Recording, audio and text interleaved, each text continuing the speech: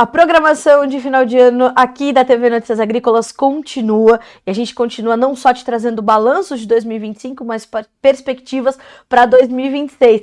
Mas o 2025 ainda não terminou e quando o assunto são os fertilizantes, ele continua nos surpreendendo. Nesses últimos minutos de 2025, o mercado continua nos desafiando e a China vem com uma nova informação sobre a sua oferta de fosfatados e ainda bem que o nosso convidado de hoje está alerta a tudo para não só nos trazer essas perspectivas de 26 e os alertas que já começam a chegar para o ano que vem, para os seus custos de produção, mas também tudo que está acontecendo ou tudo que aconteceu em 2025. Jefferson Souza, seja bem-vindo, meu amigo, que bom estar contigo em mais um final de ano, começo de um novo, porque como a gente estava tratando até pouquinho antes de entrar no ar, o 2025 continua nos desafiando, hein, Jefferson? Bom dia, Carla. Prazer imenso conversar contigo de volta. Mais um ano que nós terminamos batendo esse papo, muito importante, eu acho que para toda a audiência, para o produtor também. E não terminou, Carla. Pelo contrário, a gente está trabalhando bastante para poder entender o movimento de 2026. Você falou uma coisa importante em relação à China, né? A China, mais uma vez, pregando peças no mercado e, sobretudo, trazendo incertezas para a próxima temporada. Jefferson, qual foi essa notícia que te chamou a atenção agora no finalzinho de 25? A China traz sinais importantes e deixa o mercado de fósforo ou de fosfatados em alerta, não é isso? Exatamente. Saiu uma política, né? Na verdade, o que acontece? Antes de tudo, é importante dizer, tratando-se de China, tudo pode mudar a qualquer momento. Mas hoje, né, no cenário atual, final de dezembro, nós podemos dizer que saiu uma notícia de que para 2026 a China continuará com a sua restrição de fosfatados e que vai liberar a exportação apenas de agosto para frente. Esse ano ela começou antes, começou em maio a liberar os lotes, ano que vem de agosto para frente. Para o mercado de fosfatados, Carla, isso é um alerta gigante. Porque se realmente isso sair do papel, nós esperamos que para o ano que vem a oferta de fosfatados global ela continue restrita. Se isso for realmente implementado pelos chineses no ano que vem, o produtor rural brasileiro tem que ter um alerta ligado, sem dúvida nenhuma, porque vai impactar no preço do fosfatado dele para a temporada 2026-27. Por enquanto, nós só temos a notícia. O impacto no preço nós sentiremos no decorrer das próximas semanas ou ainda nos próximos meses. Bom, Jefferson, isso é um tempero a mais para o mercado de fosfatados que já vinha valorizado, e inclusive quando a gente foi começar a entrevista, eu te perguntei o que te marcou em 2025, você me dizia, Carla, nós tivemos 8 primeiros meses de altas fortes e consecutivas, e depois de agosto para cá de correções. Os fosfatados entram nesse padrão, nesse parâmetro, ou eles se destacaram ainda com valores bastante elevados e vão terminando 2025 assim, além de estarem agora novamente sob o alerta chinês? Ele entrou bastante nesse padrão, cara, sobretudo superfosfato triplo e MAP. Foram dois que entraram bastante nesse padrão, subiram muito bem de janeiro até agosto e depois fizeram um forte movimento de correção. O MAP foi o principal.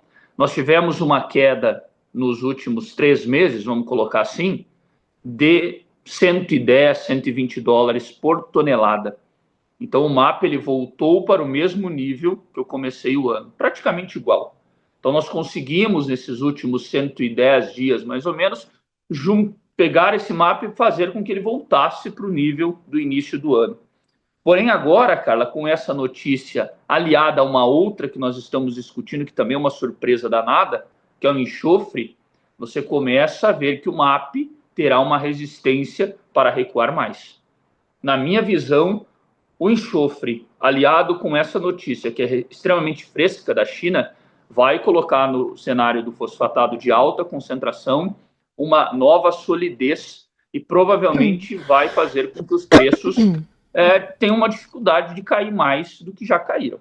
Acho que esse é o alerta importante para o produtor começar o ano de 2026. O fósforo que corrigiu, agora provavelmente ele vai ter uma dificuldade um pouco maior para corrigir. Outro componente importante, superfosfato simples. O super simples ele começou a recuar antes do mês de agosto. Ele começa a cair no final do mês de junho, início de julho, cai bem, de julho até setembro, 30% de queda, Carla, e isso instiga a demanda para 26, 27. Nós vimos isso claramente. Mais de 1,5 milhão de toneladas já foram negociadas de super simples no Brasil para a temporada 2026-27. E o super simples começa a subir agora e ele sobe $40 nos últimos 35 dias. Esse foi o movimento do fósforo no ano. E Jefferson, como foi a nossa demanda pelos fosfatados esse ano aqui no Brasil? Como é que os produtores foram definindo as suas estratégias com esses fertilizantes? Como é que a nossa demanda termina 2025, portanto? Excelente, Carla. Nós tivemos um pico de compras de fósforo no Brasil em fevereiro. O fosfatado no Brasil ele começou a ser comercializado, com isso o preço também teve mais força para subir, e ele foi até agosto, como eu mencionei. Eu vou te falar um sentimento meu, pessoal. Eu tenho para mim que esse ano o produtor pisou no freio na adubação de fósforo novamente. Eu tive a oportunidade de fazer mais de 60 palestras durante o ano, e muitas dessas palestras com consultores agronômicos, com a parte técnica. E eu sempre discutia sobre isso. O que vocês recomendaram para o produtor esse ano? E muitos consultores agronômicos comentaram sobre o excesso de fósforo que algumas propriedades possuíam. A partir do momento que você tem excesso do nutriente no solo, ainda mais tratando-se de fósforo, você pode pisar no freio em uma temporada. O meu sentimento pessoal foi que a nossa demanda em 2025 ela foi uma demanda mais ajustada de fosfatado. Em alguns casos, eu vi claramente os produtores reduzindo a adubação de fósforo até para aproveitar o que eles já possuíam no solo. Isso não acontece no cloreto, Carla. Eu não vi esse movimento, pelo contrário. O que eu vi no cloreto foi um aumento de demanda nos 12 meses do ano de 2025, nós estamos terminando agora. O produtor adubou mais com KCl, adubou mais com K2O, vamos falar assim, até porque eu tenho dito, o KCl é muito responsivo na cultura da soja. E da mesma maneira que eu conversei com as consultorias agronômicas sobre essa questão de você reduzir alguns pontos de fósforo, algumas recomendaram até mesmo um KCl um pouco maior, um K2O maior. Então, o produtor, nesse ano de 25, a percepção minha é que nós tivemos um incremento na demanda de K2O e um leve decréscimo em P2O5. E Jefferson, então passa a ser uma postura, uma estratégia adequada. Os preços estavam elevados, ele conseguiu usar o que tinha ainda de reserva no solo. Para os fosfatados foi uma postura adequada. Primeira pergunta, já vou emendar uma segunda. Quando a gente olha para o cloreto e as decisões que o produtor tomou também foram estratégias acertadas, haja vista que para 2025 o ano também foi bastante importante para o KCl? Carla, vamos lá. Essa questão de reduzir doses de adubação, ela é extremamente particular, né? Porque depende da região que você está, depende da tua adubação histórica. É muito difícil para uma pessoa chegar e generalizar essa informação. Eu acho que ela é impossível, porque cada um possui um manejo. Aquele produtor que fez o seu acompanhamento e ele realmente julgou que não teria nenhum impacto, maravilha. Ok, fósforo estava mais caro, ele tomou essa decisão. Agora, é difícil de dizer se foi assertivo ou não, Carla, porque depende da situação dele, é pessoal. No caso do cloreto, o produtor aumentou a dose que estava convidativo. No mesmo período do ano passado, Carla, nós discutíamos o nosso balanço do 24. O balanço era o cloreto de potássio está com uma relação de troca abaixo da média histórica. Aproveite. Foi isso que aconteceu. E o produtor, olhando para esse quadro, ele julgou que ele poderia aumentar a dose visando maiores produtividades. Foi esse o sentimento que eu percebi no mercado. Então, para o KCl, você ter esse aumento foi em decorrência de um preço que realmente foi atrativo. E o produtor aumentou a dose de aplicação. Jefferson, como é que se comportaram os preços do KCl nesse ano de 2025 e como que esses preços impactaram as relações de troca? O produtor teve menos janelas de oportunidade de trocas mais atrativas por conta desses 8 meses consecutivos de altas? Eu não posso dizer que ele teve uma janela curta, porque essa janela começou em outubro, né? Vamos lá, ele Sim. teve de outubro até fevereiro, Carla, para tomar posição dentro de um nível razoável. Aí de fevereiro para frente, o cloreto começa a subir e não para mais. Depois ele vai se reajustando, mas se você pegar o balanço do KCL, vamos colocar de março até agora, a oscilação foi muito pequena. Foi um produto que teve poucos movimentos. Realmente ele foi uma alta devagarinho, devagarinho, atingiu um valor ali de 355, 360. Em alguns momentos flertou com 370, depois voltou para casa de 350 no custo de frete. Não foi uma oscilação tão alta de uma hora para outra, né? Vamos falar assim. Ela foi uma oscilação contínua que saiu de $280 em fevereiro para agora 360, cara. Significa que nós temos no intervalo aí de 12 meses, pegando de outubro do ano passado até agora, nós podemos falar que ele subiu aí seus 70, $80 por tonelada. Não foi intensa essa alta, mas ela aconteceu, sem dúvida nenhuma. E o cloreto, para nós, no ano de 2026, e será um cloreto mais caro, Carla, do que foi pago na temporada que o produtor plantou agora. Jefferson, o que motivou essa alta do cloreto? Nós vínhamos, inclusive, de um ano onde, se ele não caía, ele estabilizava assim, em patamares adequados. O que motivou, o que foi combustível para esses ganhos tão intensos do cloreto? Você teve uma demanda mais ativa em alguns polos, tal como o polo asiático, que compete diretamente com o Brasil quando nós falamos de consumo. E o Brasil, ele não trouxe uma importação tão elevada como nós vimos no ano passado de crescimento em comparação ao ano de 2023. A importação brasileira foi muito equilibrada, Carla. Nós não tivemos incremento de entrada de produto. Em contrapartida, o sentimento foi que a demanda puxou mais. Então, você teve uma demanda que puxou mais e os estoques de cloreto hoje no Brasil são apertados, porque a importação ela não contribuiu para você aumentar a oferta.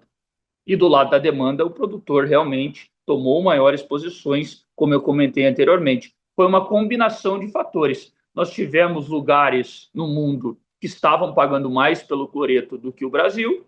As companhias direcionaram os volumes para esses polos, que são polos da Ásia. É aquela história, né, Carla? Você tem duas opções de venda.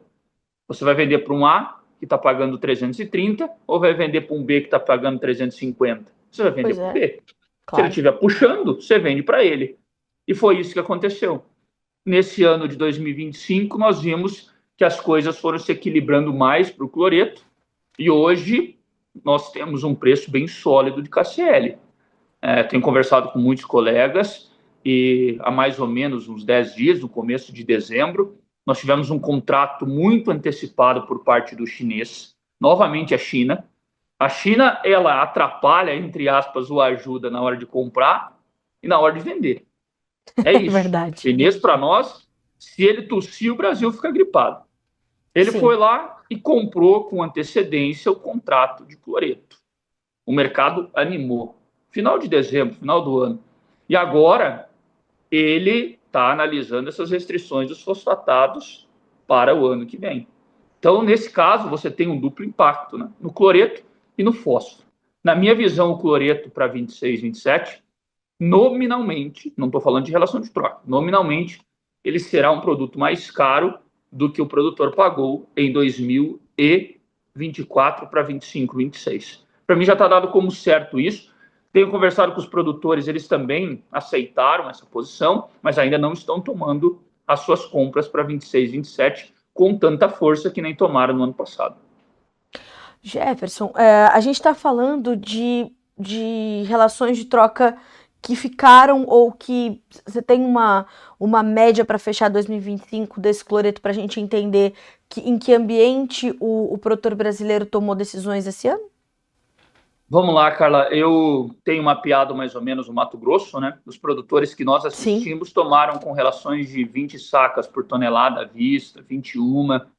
Alguns conseguiram até 19 sacas e meia, isso no final do ano passado, para usar para a soja que plantou há pouco. Para esse ano, Carla, as relações que eu tenho acesso são relações de 24 a 25 sacas. Esse ano para o 2026-27. Nós saímos de 2021 para 24-25. Eu tenho aumentos na casa de 4 sacas por tonelada. Esse é o sentimento que se propaga. Está um pouco mais elevado. Pela média, eu tenho nos últimos 5 anos no Mato Grosso, 23,5 de média. Significa que eu estou levemente acima da média.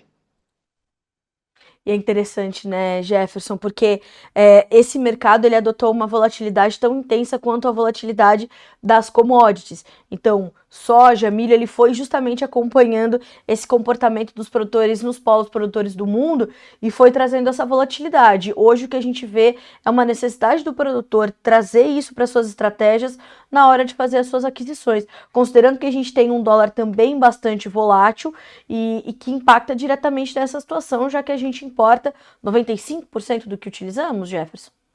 Olha, do todo, nós vamos importar 87%, mas do KCL nós importamos mais de 95%. Certo.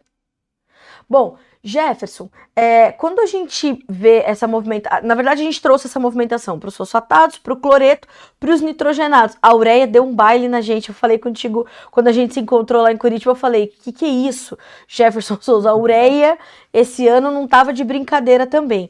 E aí a gente falava do sulfato de amônio, que foi um dos seus destaques também para 2025. Como é que esses dois mercados se comportaram, Jefferson, e que sinais também eles trouxeram para você, não só sobre os produtores do Brasil, mas de outras partes do mundo? Carla, nitrogenado não é brincadeira. É extremamente volátil. A gente vê uma sensibilidade a eventos geopolíticos muito forte. Eu vou te dar o exemplo do mês de junho. Em junho nós tivemos a Guerra de 12 Dias, que foi marcada por Irã e Israel. Essa guerra, ela trouxe para o mercado uma volatilidade gigantesca na ureia.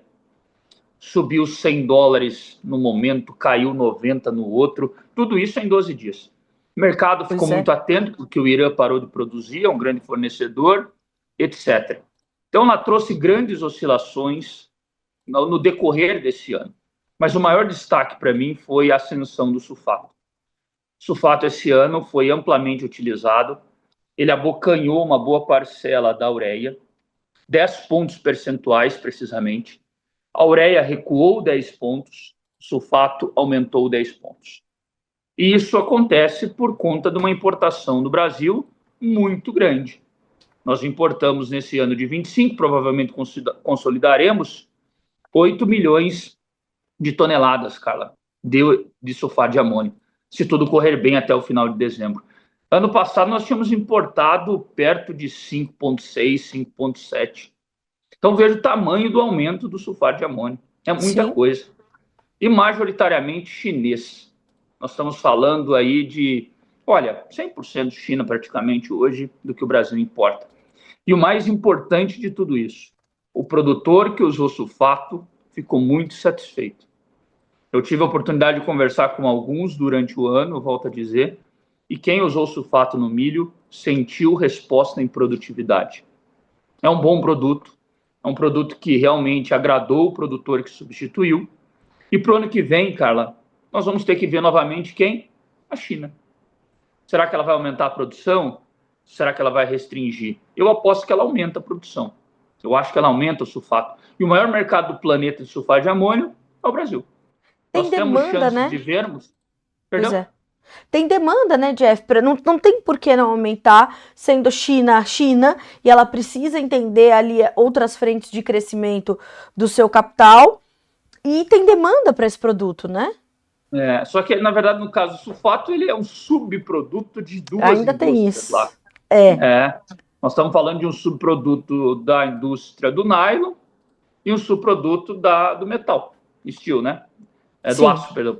Então, o que acontece é que essa indústria chinesa, ela é responsável por fornecer a matéria-prima para você produzir o fertilizante. Essa indústria. Se essa indústria segue fortalecida, vai ter mais subproduto. Se você tem uma queda nessa indústria, significa que você pode ter momentos de restrição. Mas, enfim, de grosso modo, ao meu ver, para o ano que vem, nós vamos continuar vendo volumes de sulfato entrando no Brasil, porém com algumas observações. Esse ano a demurrage pegou muito os importadores. A demurrage, para quem não sabe, é o que você paga de sobreestadia pelo teu navio que fica esperando para descarregar.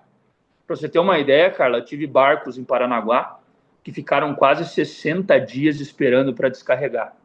Que loucura. Cada dia de um barco é $25.000. Cada dia. Você tem que pagar para você deixar esse barco esperando. E como entrou muito sulfato, majoritariamente com navios Panamax, você congestionou o porto. Quando você congestiona o porto, você tem que pagar mais pela sobreestadia. Nós tivemos isso. Então, significa que para 26, o importador também vai fazer esse tipo de conta, e a cereja do bolo é a tabela de frete do Brasil. Eu ia chegar nesse ponto. Esse foi mais um alerta que você trouxe praticamente durante todo 2025. A atenção aos fretes. Foi um ano marcado por um custo logístico mais alto, né, Jefferson? Sem dúvida. A partir do dia 1º de outubro, Carla, nós tivemos uma implementação de um sistema em que, nesse sistema, você vai determinar o valor do frete. Os preços dos fretes tradicionais para os fertilizantes, que é o frete retorno, eles subiram para praticamente todas as rotas. Claro, algumas acabam sendo mais impactadas do que outras, mas o balanço foi de aumento. O frete impactou. Inclusive, também impactou no preço para 26, 27. Então, significa que a logística também é importante, porque o Brasil, neste ano de 25, ele focou em produtos de menor concentração.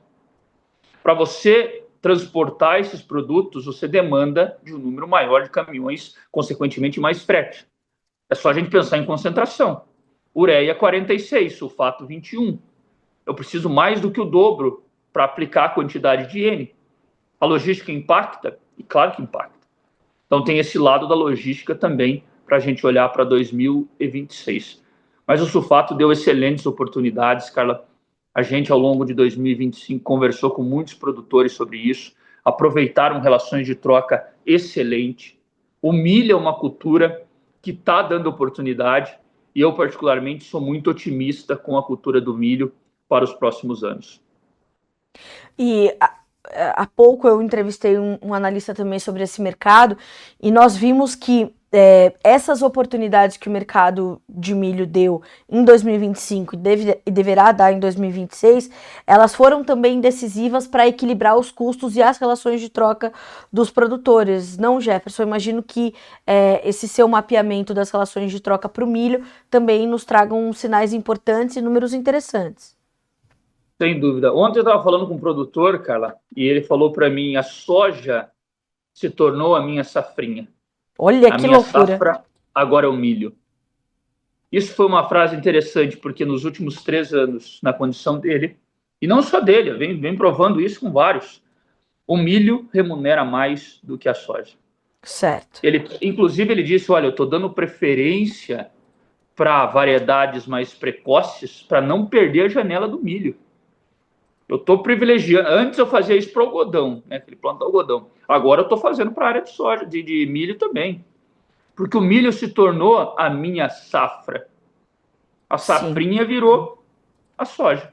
Com a soja eu pago a conta. Com o milho eu ganho dinheiro. São coisas diferentes. E a relação de troca esse ano da ureia, ali por junho, ficou alta por conta dos eventos que eu comentei. Hoje, final do ano, é uma relação dentro de um padrão. Não é top, mas também não é péssimo. Padrão. Sim. O sulfato, nós tivemos bons momentos de relações top de linha, sem dúvida. Produtor comprando a 35 sacas por tonelada, cara. Relação média 42, 7 a menos. Um produto que performa na lavoura. Então, em relação ao nitrogenado, olhando para sulfato, não dá para a gente reclamar. Ureia é diferente, ureia deu um pouco mais de trabalho. O sulfato não, o sulfato foi uma dádiva que nós tivemos para o nitrogênio nesse ano de 2025. O produtor aproveitou, pelo menos os que eu conversei, e utilizou mais o sulfato na lavoura. Agora ele começa a subir no final do ano, tá? Deixou alerta também. Nos últimos 15 dias, nós sentimos uma pressão de alta no preço do sulfato de amônio globalmente. Mas também faz sentido, né, Jefferson? Se essa demanda está maior, outros países também ampliaram as suas importações e o seu uso do sulfato de amônio, Jefferson? A Índia tem um movimento, Carla, de tentar, né, sobretudo o chinês tentar implementar lá na Índia o sulfato. Só que o indiano ele é subsidiado, então você tem que mexer no subsídio, não é tão simples assim. O Certo. Brasil é a bola da vez. Eles estão tentando implementar ela na Índia? Estão. Até porque você tem que ter mais mercados para vender o teu produto. E a tendência é aumentar a produção. Agora, são totalmente diferentes, né? Lá na Índia você depende do governo 100%. No Brasil, não. No Brasil, não são empresas privadas. Nós, Carla, no Brasil, um grande consumidor, um gigante importador, e não tem dedo nenhum do governo na importação, zero. É Exato. tudo empresa privada. Na Índia e na China, se não tiver o governo, não anda o negócio. Não sai. O Jefferson, como é que como é que você vê o 2026 acontecendo, portanto? 2025 foi um ano de importação recorde de fertilizantes para o Brasil, certo? Certo, sem dúvida. Maior volume da nossa história, sem dúvida. A gente está falando de quanto, Jefferson? Meu número supera 43 milhões, eu estou com 43,5 milhões de toneladas de fertilizante esse ano. A maioria, volto a dizer, de concentração mais baixa, cara. Eu Certo. tenho pregado isso em todo lugar que eu vou. O que nós temos que entender é: produto é uma coisa, nutriente é outra. O Brasil está importando produto. O Brasil está entregando produto. Não significa que ele está entregando nutriente na mesma proporção. É isso que eu tenho falado em todo lugar que eu vou. Porque quando você fala Importante assim, o isso. Brasil importou um recorde de fertilizantes, aí eu falo, o produtor olha para mim e fala assim, mas foi para onde esse fertilizante? Porque eu não aumentei. Falou, concordo com o senhor. Só que nós temos que pensar que você substituiu o teu MAP pelo Super Simples. Teu MAP tem quanto de P2O5? 52. Teu Super Simples, 19,5, 20. Ou seja, significa que a quantidade que você tem que usar é muito maior, cara. É por Sim. isso que nós reportamos um recorde de produto. E uma outra coisa legal, né? Esse ano de 25, a China se torna a maior fornecedora de fertilizantes para o Brasil. Eu ia Em te números perguntar absolutos. isso. Eita. Não basta tudo que a gente já tem de relação com eles, a gente quer também trazer a maior parte dos nossos fertilizantes de lá, né, Jefferson? Exatamente. Só que com uma diferença. No caso do chinês, fósforo e nitrogênio. Nitrogênio, sulfato. Leia-se sulfato. Para a Certo. Rússia, ainda tem NPK completo. O Jefferson, quando a gente olha o cenário geopolítico, ele teve uma influência muito forte nos últimos anos, mas também no painel que eu vi você apresentar no final ali de novembro, você dizia, já não importa mais tanto.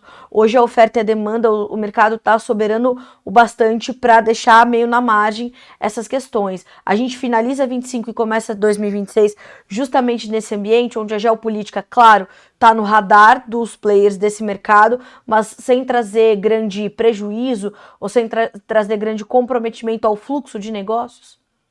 Cara, na verdade, ali eu comentei sobre a guerra de Rússia e Ucrânia mais, tá? Mas os Tá. eventos geopolíticos, eu encaro como um todo. Esse evento, por exemplo, da China, a gente pode dizer que é uma política. É uma política. Então, ele Sim, impacta ainda. Né? O Eduardo comenta contigo, volta e meia, que nós estamos na era da soja política.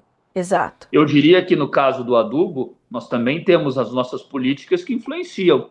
A política do Donald Trump de tirar tarifas, que ele fez isso agora, meados do mês de novembro, colocou em abril, tirou em novembro. Você tem uma política da China que restringe a exportação de fosfatado. Então, significa que essas questões globais também impactam no mercado de fertilizantes. O que eu comentava lá era mais sobre a guerra entre a Rússia e a Ucrânia. Nós aprendemos a lidar com países sancionados, né, Carla? Sim, Então, desde 2022, o Brasil continua comprando da Rússia, não diminuiu o fluxo. Os americanos compram da Rússia, nós compramos da Bielorrússia. Então, nós conseguimos, de uma certa maneira, driblar essas sanções e seguimos fazendo comércio.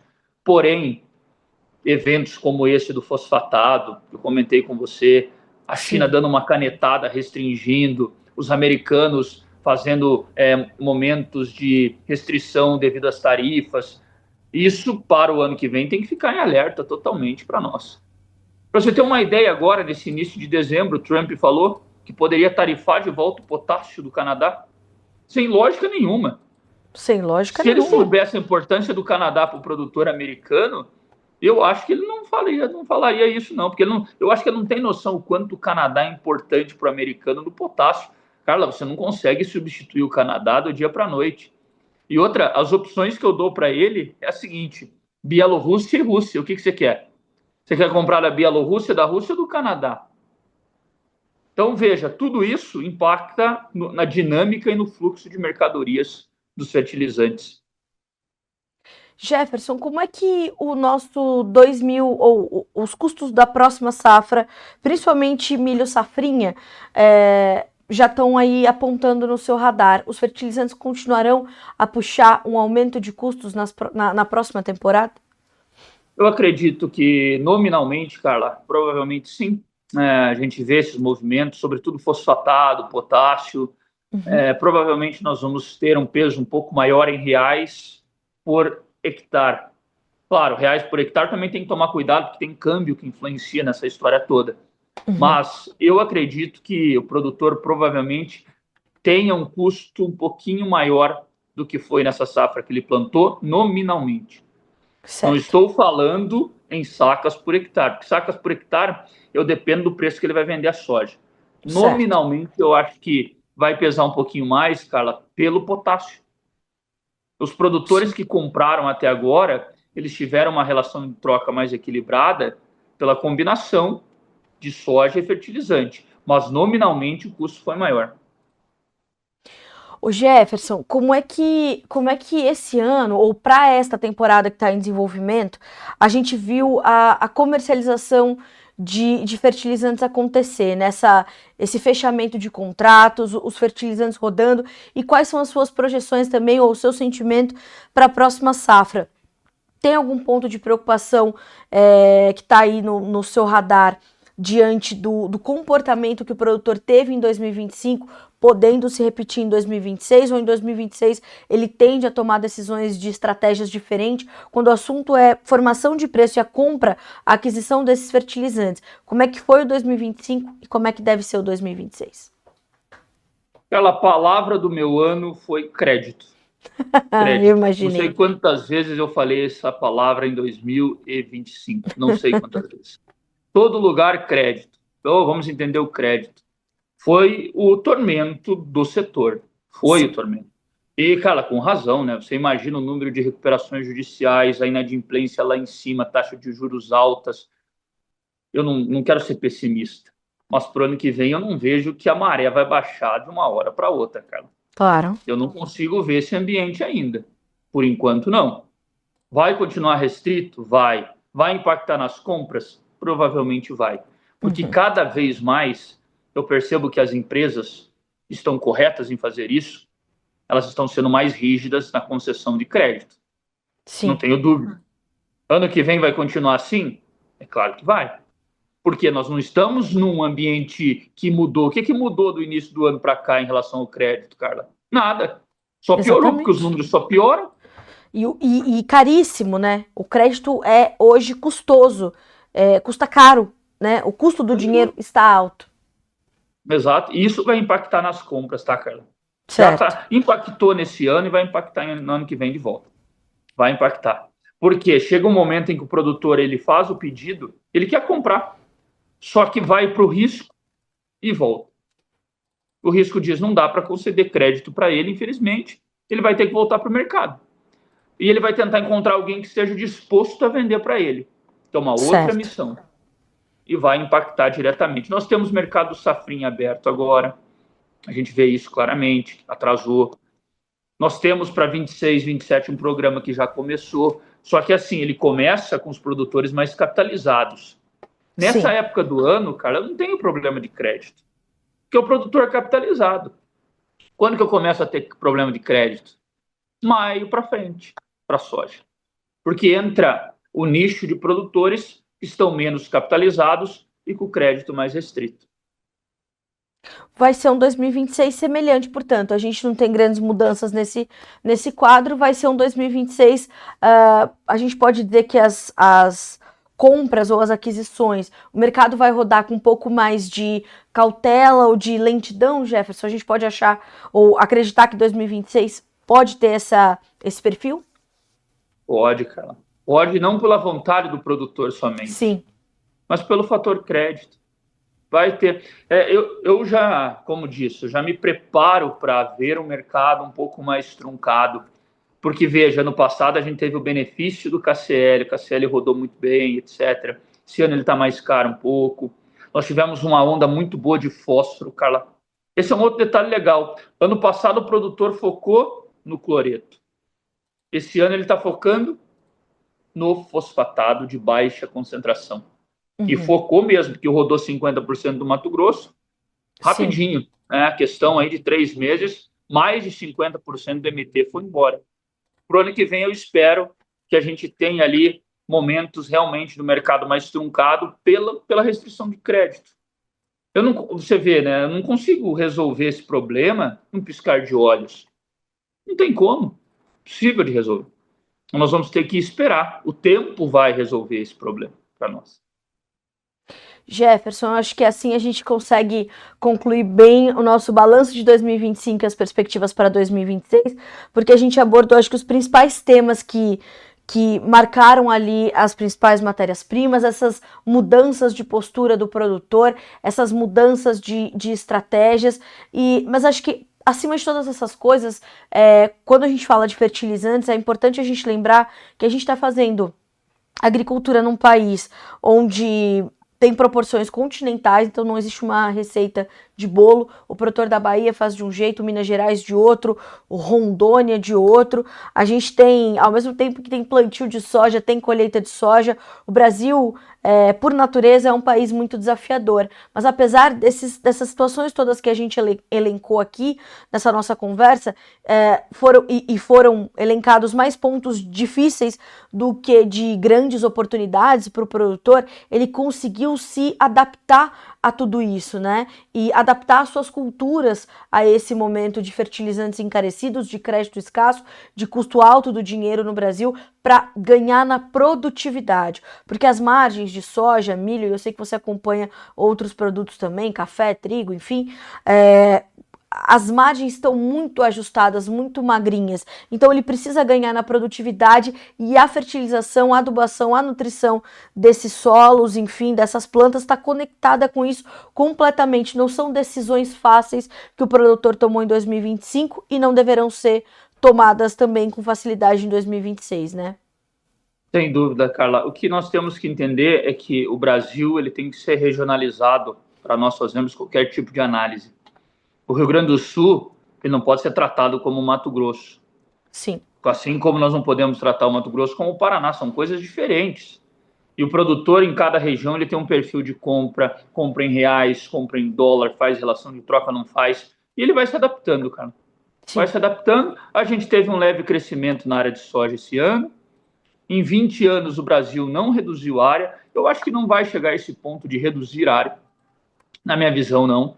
Só que nós vamos crescer mais devagar. E é muito melhor crescer devagar e crescer de uma forma sólida do que você crescer 5% no ano e demorar 3 para pagar os 5% e ficar pedalando. É melhor Exato. crescer sólido, bem melhor. Eu acho que nós vamos caminhar para esse lado e as coisas vão se ajeitando, né, Carla? O importante é que realmente nós tenhamos uma safra boa e que nós tenhamos grãos para comercializar. A pior coisa que existe é o produtor terminar a safra sem produtividade. Porque ele não tem grão na mão dele. É terrível. Quando você chega a conversar com um produtor que colheu 43, 44 sacas por hectare, é muito ruim. Que, obviamente, ele não tem condição nem de falar de comercialização. Como é que ele vai comercializar o que ele não tem? Tendo a condição de produtividade, nós vamos nos ajeitando, sempre com muita cautela, pisando no chão, para termos um negócio perene, né? Sempre isso. Exatamente, essa sustentabilidade financeira da atividade é fundamental para manter-se nela, né, Jefferson? E essas estratégias, como você falou, essas tomadas de decisão, elas passam de forma muito profunda sobre essa sustentabilidade, essa garantia de que as contas vão ser pagas dentro dos seus prazos, sem ter que passar por processos mais traumáticos, mais difíceis, e isso foi uma marca também do 2025. Como você falou, não dá para a maré baixar de uma hora para outra e a gente achar que 2026 vai ser um mar de rosas, mas dá para chegar no 2026 com um preparo diferente, com a experiência acumulada e uma racionalidade para tomar decisões diferente, né? Sem dúvida, Carla. Sem dúvida. E torcemos para que nós tenhamos uma safra saudável para o produtor, que ele possa se recuperar nas regiões mais difíceis, como o Rio Grande do Sul. É isso mesmo. Jefferson, quero muito, muito te agradecer por mais um ano de muita parceria e você nos trazendo informações sempre em primeira mão, análises completas, respondendo aos nossos produtores e te parabenizar por essas mais de 60 palestras que você deu esse ano. Eu tive a oportunidade de te dizer isso pessoalmente, mas faço aqui o meu registro. Para mim, você é hoje o maior do Brasil quando a gente pensa em análise de fertilizantes. Você tem todas as respostas, os números, as análises e o cruzamento de dados, que é o mais importante. Então, parabéns para você, meu amigo, que você tenha ainda mais sucesso, que 2026 seja de muito trabalho para você, porque você está ajudando a transformar o Brasil, fazendo mais do que o seu papel, impactando pessoas, impactando produtores, e isso é fundamental. É de mais pessoas assim que o Brasil precisa para continuar se transformando. Então, parabéns para você e muito obrigada por confiar em nós para dividir as suas informações sempre tão preciosas. Carla, eu que agradeço, obrigado pelas palavras, muito feliz e também te admiro muito, parabéns pelo seu trabalho diário. Acho que esse é o nosso objetivo, né? É levar para o produtor ou para quem está produzindo boas informações e boas tomadas de decisão. Então, te agradeço muito pela parceria, obrigado pelo ano e, se Deus quiser, em 2026 estaremos juntos de volta. Se Deus quiser. Um bom final de ano para você, meu amigo, para você, para sua família, para todo o timaço da Agriinvest, que é minha família também, e a gente continua a se falar. Bom 2026 para você, ainda mais sucesso, um abraço e até a próxima. Muito obrigado, Carla, para você, para o time de Notícias Agrícolas também, para toda a sua família. Excelente Natal e um bom ano novo. Obrigada, Jeff, para você também. Até mais, meu amigo, um abraço. Até mais. Tchau, tchau. Obrigado. Tchau, tchau. Obrigada. Bom, senhoras e senhores, fica então esse balanço importantíssimo. Acho que esse alerta que o Jefferson nos traz, esse retrato, 8 meses consecutivos de altas fortes, a locomotiva da alta dos custos de produção foram os fertilizantes esse ano. Não vai ser diferente em 2026. Nós tivemos 8 meses de altas consecutivas e de agosto até dezembro, meses de correção. Quer dizer que aliviou para o produtor? Claro que não, a gente sabe das margens estreitas, mas essa nossa reflexão final é muito condizente com o que vocês estão vivendo no campo. Otimizar os custos, mas ganhar em produtividade. A nossa competitividade é exemplo para o mundo todo. Com mais produto, você está mais competitivo, participa mais do mercado. Veja o que fizemos com a soja esse ano, entregando aos chineses toneladas e toneladas, eles tendo a segurança da consistência da nossa oferta. Isso vale para o milho, se a gente olhar para a nossa demanda interna e o advento da produção de etanol de milho nesse país, a geração de receita que a gente está fazendo com isso, são indústrias processadoras nascendo, investimentos sendo feitos, empregos sendo gerados. Então, olhar para tudo isso com estratégia, porque, volto a dizer, a adubação, a fertilização, o mercado de fertilizantes, ele está completamente conectado aos seus bons resultados. O produtor brasileiro é o melhor do mundo, mas precisa refinar as estratégias para entender melhor os seus momentos de decisão, de tomada de preço, de aquisição de produto e aproveitar essas janelas. Atenção a 2026, porque a China já coloca o mercado de fósforo em alerta novamente, deverá restringir um pouquinho a sua oferta, começar a liberar ofertas para exportação um pouco mais adiante do que costuma trazer, já vinha deixando o mercado de fósforo em alerta, então os fosfatados deverão ficar também altos em 2026. Enfim, informações importantes e análise brilhante do Jefferson Souza, como sempre. A nossa programação continua por aqui para que nesse fim de 2025 você seja o produtor rural mais bem informado do Brasil também em 2026. Até mais!